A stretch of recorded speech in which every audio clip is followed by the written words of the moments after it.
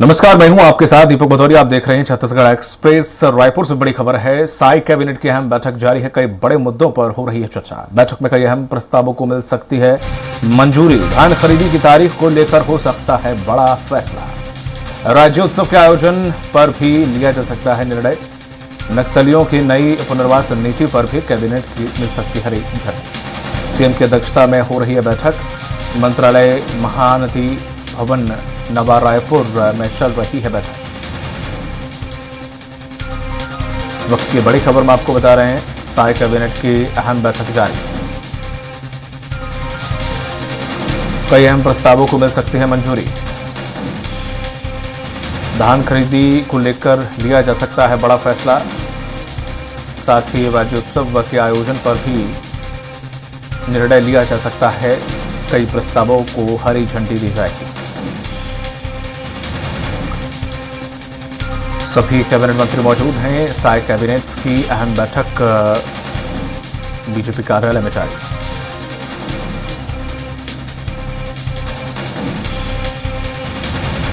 और आपको बता दें कि धान खरीदी जैसे बड़े मुद्दों पर फैसला हो सकता है। अधिक जानकारी के साथ जुड़ गए हैं सहयोगी दिलीप साहू। दिलीप, जिस तरह से साई कैबिनेट की अहम बैठक चल रही है, किन किन प्रस्तावों को हरी झंडी मिल सकती है?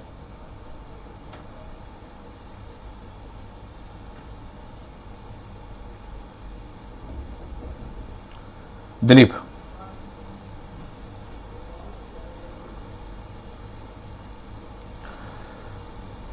और हम अपने सहयोगी से संपर्क करने की कोशिश कर रहे हैं। इस कैबिनेट की बैठक में काफी अहम प्रस्तावों को हरी झंडी कैबिनेट की तरफ से दी जा सकती है, जिसमें धान खरीदी कर लेकर भी फैसला हो सकता है। बड़ा फैसला इसमें आ सकता है। साथ ही साथ इसमें कई और अहम प्रस्तावों को भी मंजूरी मिल सकती है। अधिक जानकारी के साथ जुड़ गए हैं हमारे सहयोगी दिलीप साहू। दिलीप, कैबिनेट की अहम बैठक जारी है जी। किन किन प्रस्तावों पर मोहर लग सकती है? जी बिल्कुल दीपक जी, बता दें कि पिछले जो कैबिनेट की बैठक हुई थी वो 7 अगस्त की हुई थी। उसके बाद करीब सवा महीने बाद ये दूसरी बैठक हो रही है कैबिनेट की।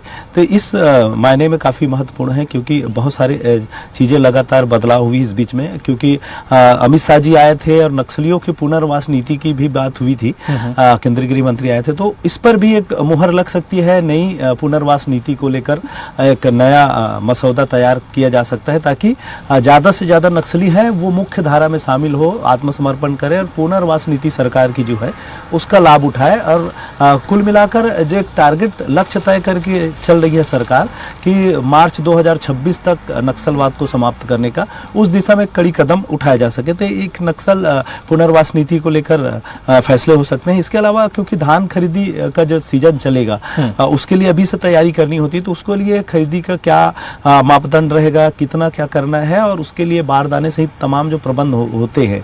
और साथ ही साथ क्योंकि धान खरीदी जो होती है, राज्य सरकार अपने स्तर पर अलग से उनकी दाम देती है कृषक उन्नति योजना के तहत, क्योंकि केंद्र द्वारा जो समर्थन मूल्य तय है उसके अलावा, क्योंकि राज्य सरकार केंद्र का जो समर्थन मूल्य है वो करीब 2200-2300 रुपए प्रति क्विंटल है, लेकिन राज्य सरकार 3100 प्रति क्विंटल की दर से धान खरीदी करती। तो जो अतिरिक्त राशि है उसको कृषक उन्नति योजना के तहत किसानों को एक किस्त के रूप में जारी किया जाता है। तो उसको लेकर किस तरह की व्यवस्थाएं सरकार कर रही है, इस बार का क्या लक्ष्य है, कितनी धान खरीदी होगी, क्योंकि पिछले बार 1,45,00,000 मीट्रिक टन धान की खरीदी की गई थी। इस बार लक्ष्य थोड़ा सा और आगे जा सकता है, उसको लेकर भी एक तैयारी की जा सकती है। इसके अलावा जिस तरह से कर्मचारियों का जो राज्य के शासकीय कर्मचारी है उनका एक आंदोलन भी लगातार चल रहा है। उनकी मांगे हैं डीए जो मिल रही है, जो महंगाई भत्ता दिया जा रहा है वो केंद्र के समान हो। अभी केंद्र की ओर से 53% महंगाई भत्ता दिया जा रहा है, वहीं राज्य सरकार की ओर से राज्य के कर्मचारियों को महज 46% महंगाई भत्ता मिल रहा है।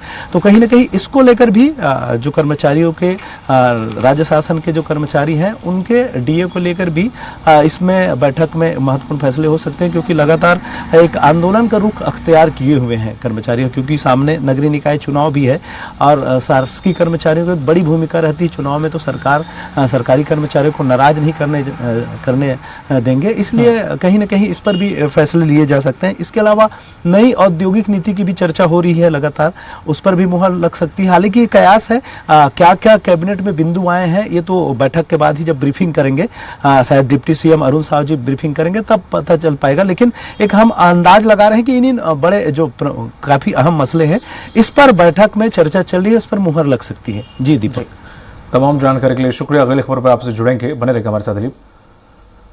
तो जिस तरह से आज साई कैबिनेट की बैठक होने वाली है जिसमें कई अहम प्रस्तावों को आज कैबिनेट की ओर से हरी झंडी दी जा सकती है।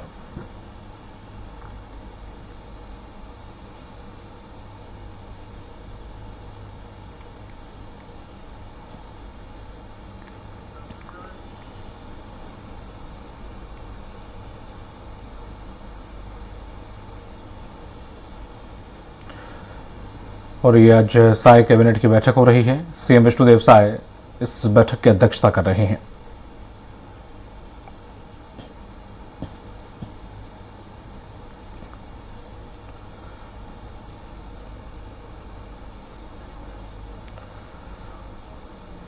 छत्तीसगढ़ पाठ्य पुस्तक निगम की तरफ से छापी गई नई किताबों को बेचने वाले मामले के निगम के महाप्रबंधक को निलंबित कर दिया गया है। मामले पर सीएम विष्णुदेव साय ने कार्रवाई कर जीरो टॉलरेंस के स्पष्ट संकेत दिए हैं और कलेक्टर कॉन्फ्रेंस में अधिकारियों को आवश्यक दिशा निर्देश भी दिए गए हैं। सीएम साय ने कहा है कि प्रशासनिक शिथिलता और लापरवाही बिल्कुल बर्दाश्त नहीं की जाएगी। भ्रष्टाचार में संलिप्त सभी अवसरों को खत्म करना हमारी प्राथमिकता है।